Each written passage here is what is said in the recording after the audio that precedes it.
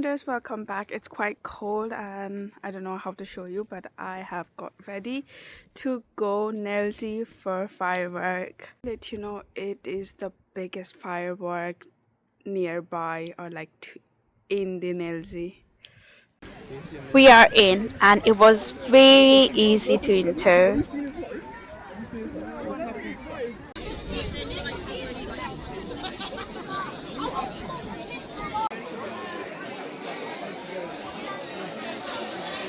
There is lots for kids and of course a bar for the grown-ups. They got a burger, hot dogs and chips on the go at a very reasonable price.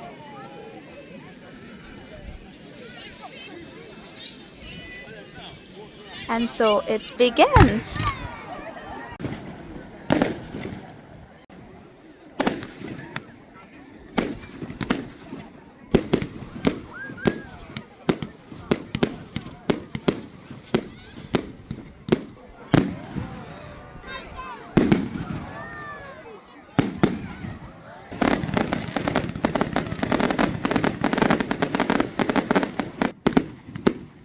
The Rugby Club hosts lots of events throughout the year.